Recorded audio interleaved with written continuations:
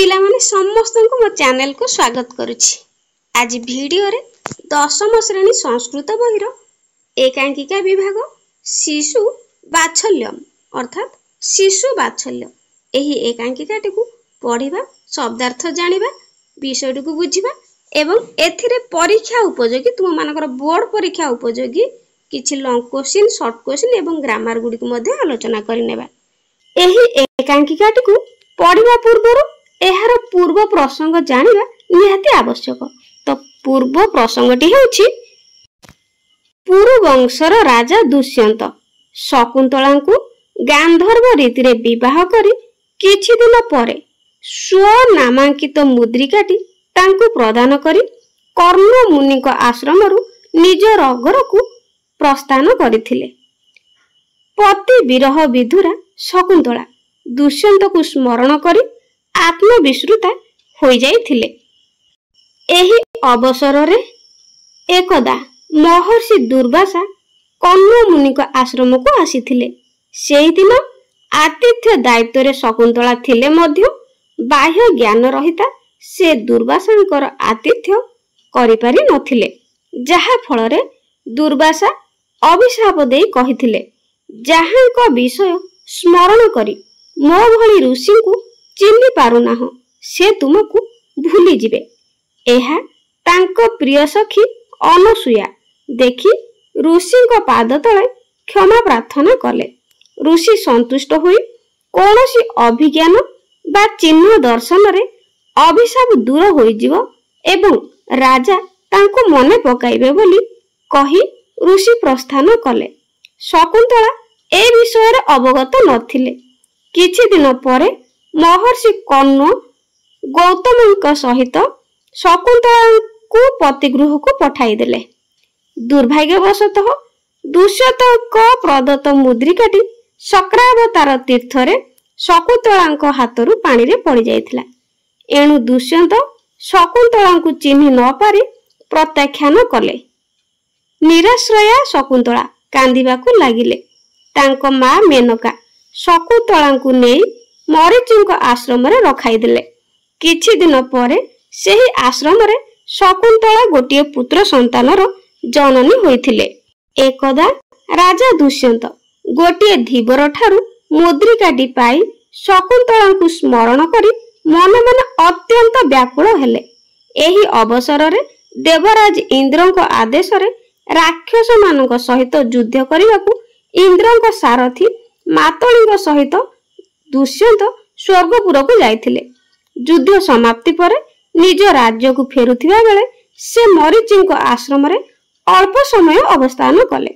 सेही समय रे सेठारे जहा घटिला ताहा शिशु बात्सल्यम रूपक रे वर्णित होईछि। पिला माने पूर्व प्रसंग जानिले वर्तमान विषयटी को पढ़िबा एवं बुझिबा। शिशु बात्सल्यम कविकुल ललाट मुकुट मणि कालिदासः समग्र विश्वे महाकवि रूपेण सर्वे अद्यापि स्वीक्रियते। महाकवेः कालिदासस्य अनन्य प्रतिभया रचितेषु काव्येषु अभिज्ञान शाकुन्तलम नाटकं रम्यत्वात् सर्वजन आदृतं भवति। अस्य नाटकस्य सप्तम अंकस्थित दृश्यमेकं भवति रूपकमिदम्। महाकविः रूपके अस्मिन् शिशोः हठस्य माधुर्यं तथा अप्रत्याशित रूपेण पित्रा सह पुत्रस्य मिलनं वर्णयित्वा हृदि वात्सल्यं जनयितुं चेष्टमानः सार्थक अभूत्। महाकवि कालिदास अर्थात कविकुल ललाट मुकुट मणि कालिदास समग्र विश्व रे महाकवि रूपे समस्तଙ୍କ द्वारा आज मध्य स्वीकृत। महाकवि कालिदासंकर असाधारण प्रतिभा द्वारा अनन्य प्रतिभा अर्थात असाधारण प्रतिभा द्वारा रचित काव्य गुड़िक मध्य अभिज्ञान शाकुन्तलम नाटक रमणीयता हेतु सर्वजनादृत होईछि। एही नाटकर सप्तम अंकरे थिबा गोटिए दृश्य हेउछि एही रूपक।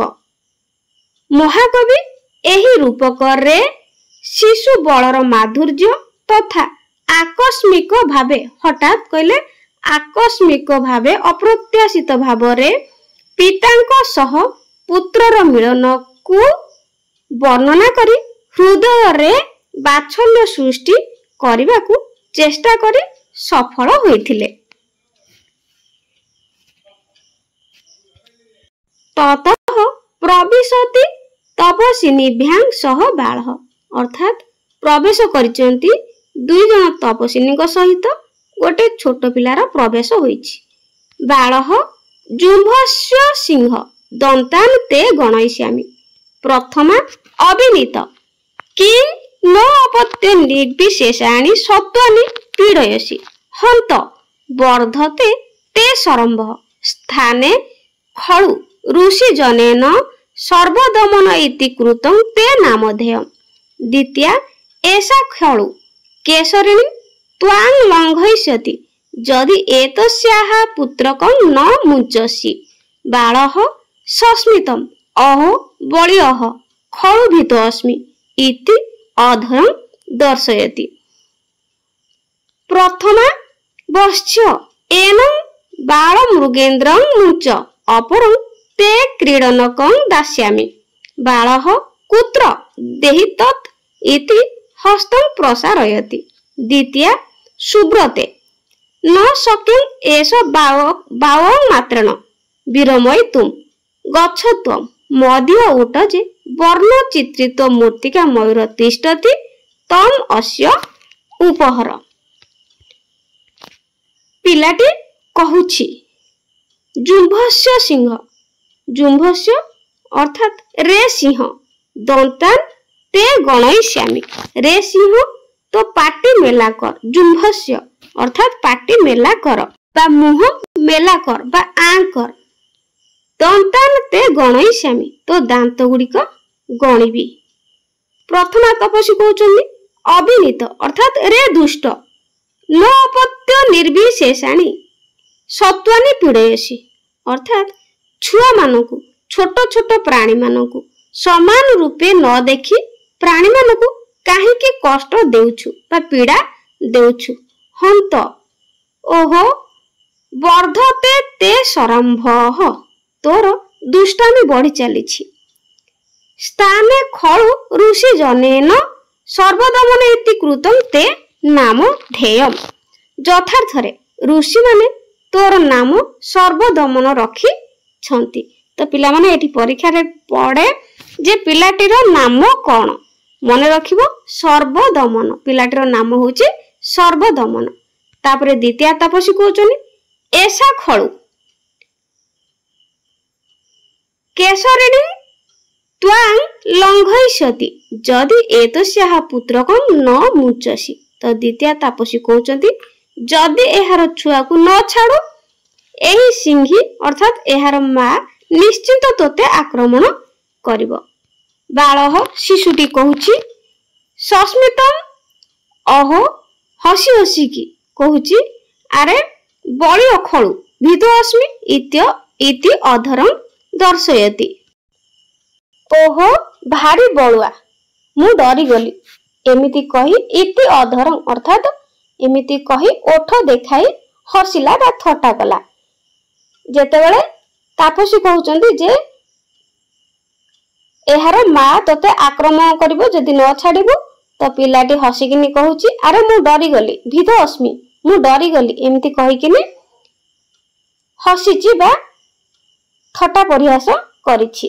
प्रथमा बश्च एन बाल मृगेन्द्रं मुञ्च रे पुओ एही सिंह छुआटी को छाड़ी दियो अपरं ते क्रीडनकं दास्यामि। ए पिलाटी को छाड़ी दियो तो मु तोते अन्य खेलना देबी।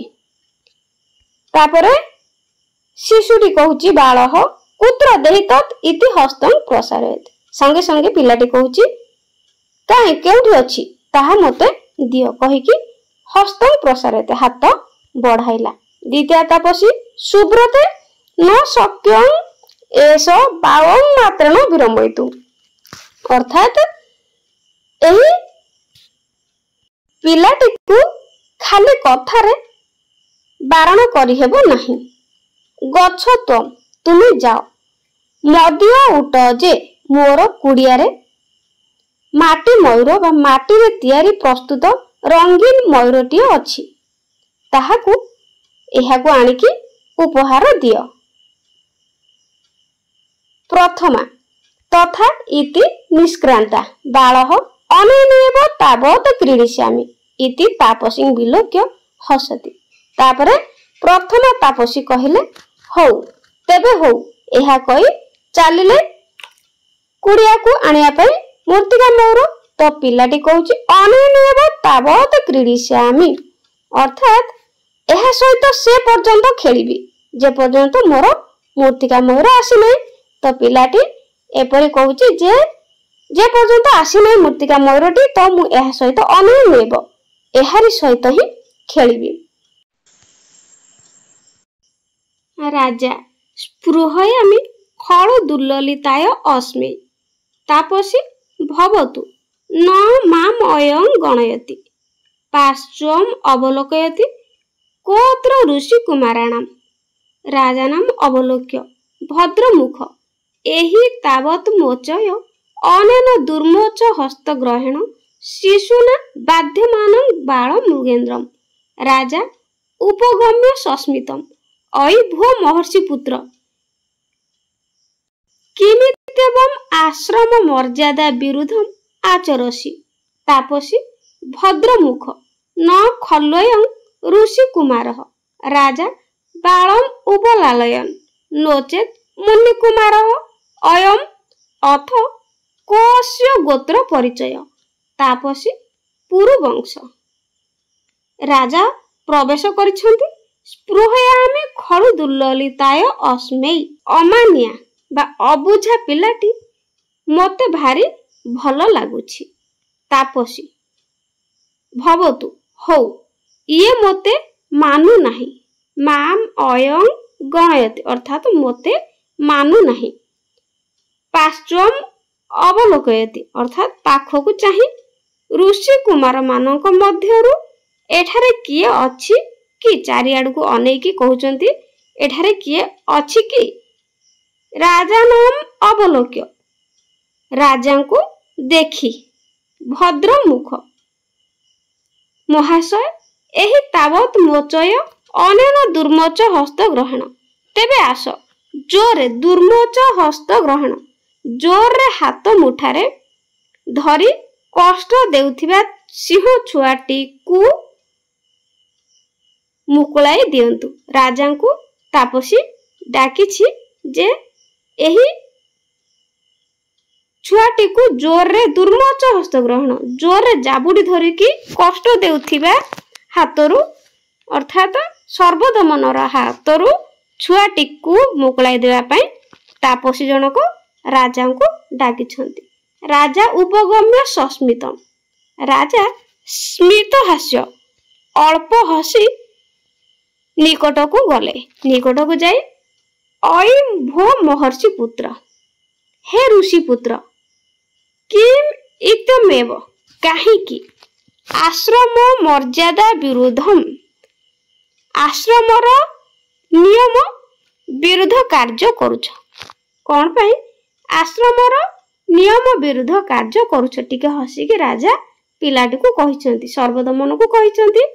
तापसी भद्रमुख न खल्वयं ऋषि कुमार भद्रमुख महाशय प्रकृत रे ये ऋषि कुमार नुहंती अर्थात कोनसी ऋषिंकर पुत्र नुहंती। राजा कहउछंती बालम उपलालय अर्थात पिलाटे को गेल्ह करी नचेत मुनि कुमार अयम नहेले जदि ऋषि कुमार नुहंती ताहले एहार गोत्र परिचय बा वंश कौन। तापसी जनक कहउचंती पुरु वंश जे पिलाटीर वंश होची पुरु वंश। पिला माने मन रखिबो जे तो मानकर शॉर्ट क्वेश्चन पड़े जे पिलाटीर वंश परिचय नाम कौन लिखिबो पुरु वंश नुहे गुरु वंश नुहे पुरु वंश। तो पिला मानकर मन पड़ी न थाए प्राय तो पुरु वंश। राजा आत्मगतम कथम एकान्वय मम प्रकाशम न पुनः आत्महत्या मनुषणमिदं स्थानं प्राप्तव्यम्। तापसी यथा भद्रमुख भणति अप्सरः संबधेन एतस्य जननी अत्र गुरु देवगुरुस्तपोवने प्रसूता। राजा अथ सा तत्र भवति किम आख्यस्य राजस्य पत्नी।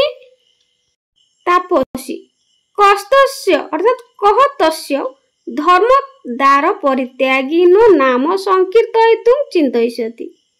राजा स्वगतम इयं कथा मामेव लक्षीकरोति यदि तावदस्य शिशु मातरं नामतः पूर्छेयम् अथवा अनार्यः परदार व्यवहार। तापसी प्रविश्य मुन्मयूर हस्ता सर्वदमन शकुन्त प्रेक्षस्य शकुन्त लावण्य प्रेक्षस्य बालः सदृष्टि क्षेपम पुत्र वा मे अम्बा उभे नाम सादृश्येन वंचितो मातृ वत्सलः। राजा आत्मगतम अर्थात निज आत्मा को मनगत मनरे मने मने चिंता कले कथम एकान्वय मम किपरि मो समवंश्य अर्थात मो वंश सहित किपरि मिशुछि।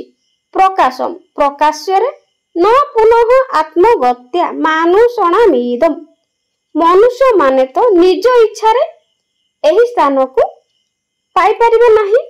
तापसी यथा भद्रमुख भणति महाशय आपण जहा कहिले अप्सरः संबधेन एतस्य जननी अत्र देवगुरुस्तपोवने प्रसूता।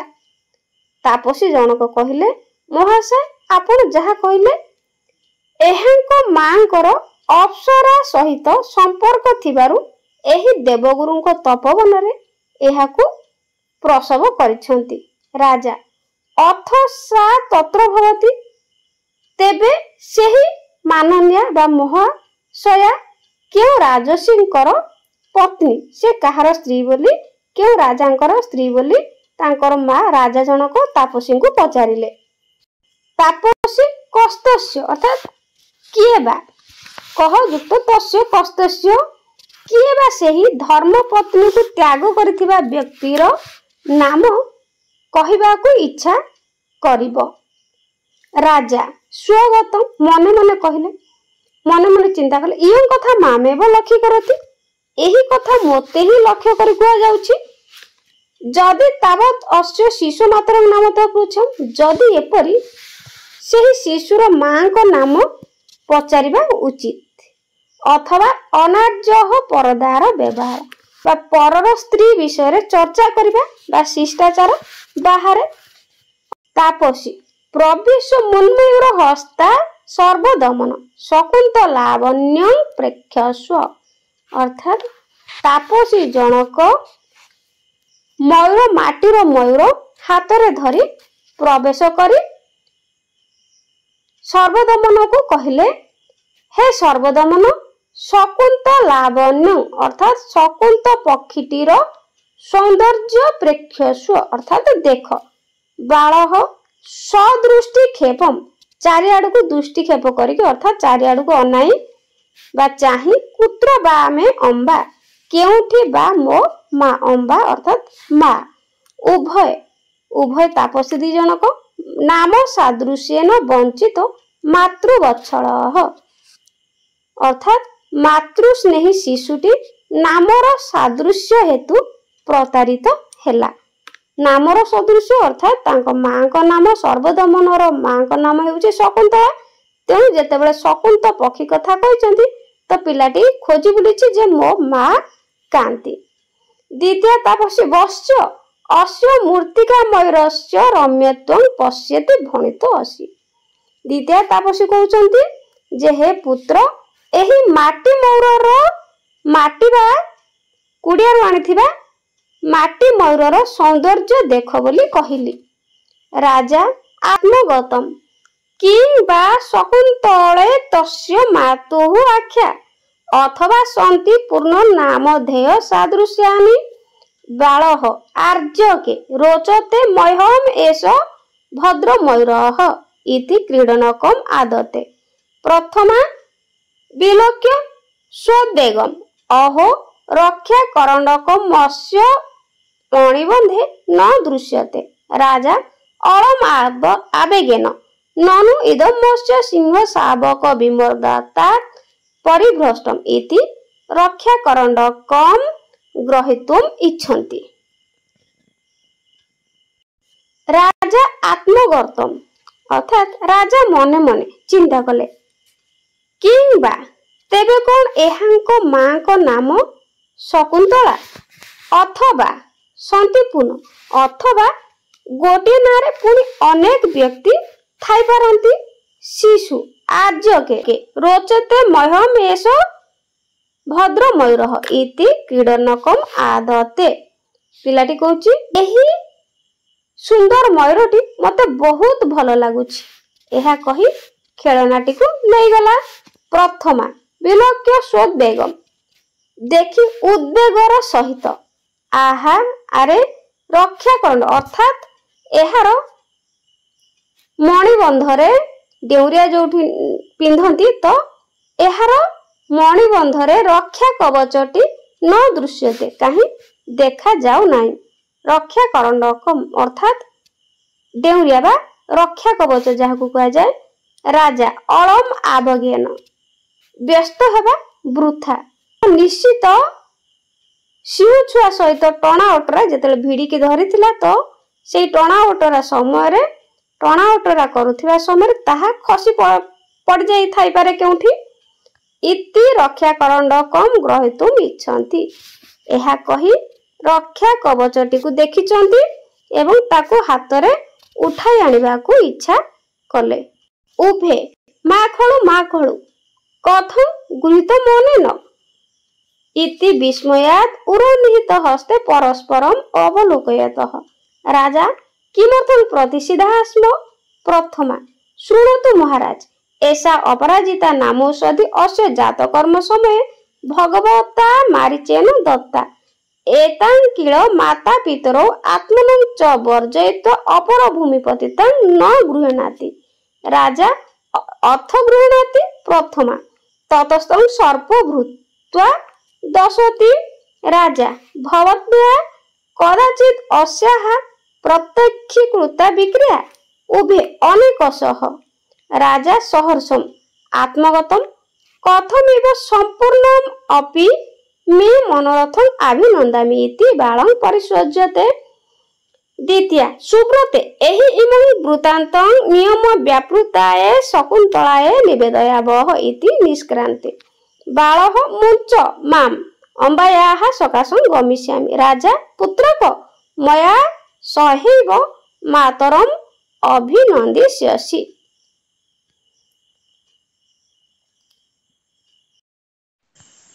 राजा जेतेबेले डेउराटी को तळु उठाइबाकू चाहिचंती तो सेतेबेले उभे दुई जन तापसी कहिचंती मा खळु छुंतु नाही कथम गृहीतम अनेन।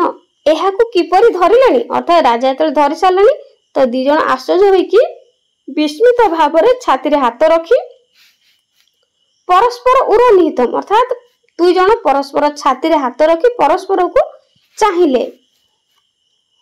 राजा किमर्थं प्रतिषिधः स्म काहेकि मते बारण करुथिल।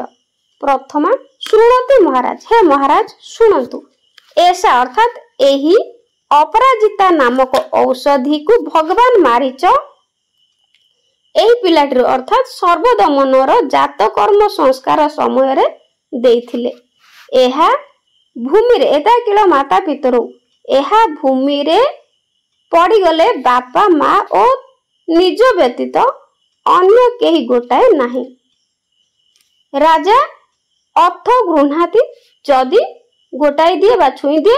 प्रथमा ततस्तं सर्प भूत्वा दशति ताहेले से साप हुई ताकू दंशन करिवो बा कामुडिबो। पिला माने तुम मानकर एठी गोटे इंपोर्टेंट क्वेश्चन टी पड़े तो प्रति वर्ष प्राय सेही क्वेश्चन टी ही आसुची जे रक्षा करंडकस्य को विशेष आसीत रक्षा कवचर विशेषत्व कौन थिला।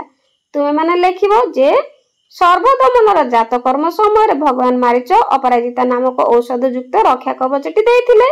तार विशेषत्व थिला जे जदि केतेबेले तळे भूमि रे पड़ी थाए, जदि से डेउरियाटी बा रक्षा कवचटी तळे पड़ी जाई थाए बा भूमि रे पड़ी जाई थाए, तेबे तार बापा माँ बा से निजे तळु उठाइबे। जदि अन्य केही उठाइबे तेबे सही रक्षा कवचटी डेउरियाटी सर्प भूत्वा साप होई दंशन करे, अर्थात से व्यक्ति को दंशन करिवो बा कामुडिवो। राजा अथ गृहणाति जदि गोटाए दिए प्रथमा ततस्तं सर्पभूत दशति, ताहेले बा तेबे से सर्प होई ताकू दंशन करे कामुडे। राजा भवतीभ्या कदाचित अस्याः प्रतीक्षीकृता विक्रिया, तेबे आपण दुहे एपरि परिवर्तन हेबा केबे आखिरे देखिचंती कि? उभे दुई जन तापसी कहउचंती अनेक थर। राजा सहसम आत्मगतम मने मने आनंदर सहित मोर मनोरथ मोर कथा परिपूर्ण होइथिले मध्य काहेकि अभिनंदन जणाउ नाही, एहा कहि पिलाटी को आलिंगन करंती। द्वितीय सुब्रते, सुब्रत प्रथम तापसीर ना सुब्रत मन रखियो पिला माने। एही इमं वृत्तांत आस एही सबु कथा बा सकल वृत्तांत सकल संवाद व्रत परायणा शकुंतला को जणाइबा। एहा कहि दुजन तापसी निष्क्रांते चली गले। बाळ हो मुंच मां, पिलाटी कहूची सर्वदमन कहूची मते छाड़ मां को पाख को जीवी। अंबाया सकाशं मां को पाख को जीवी। राजा पुत्र को मया सहेब मातरम अभिनंदिष्यसि, पुत्र मो सहित ही मां को अभिनंदन जणाइबू। तो ये थिला पिला माने तुम मनकर अभिज्ञान शकुंतलम नाटक। एकांकिका गोटे बहुत बढ़िया एकांकिकाटी, बहुत भल विषय वस्तुटी। तो परीक्षा रे तुमर इंटरनल 1 रे अछि, तेणु भल भाव में प्रैक्टिस करिवो। तो वीडियोटी केमती लागिला मते निश्चित कमेंट रे जणाइबो। तो आज पई रहउची, गॉड ब्लेस यू।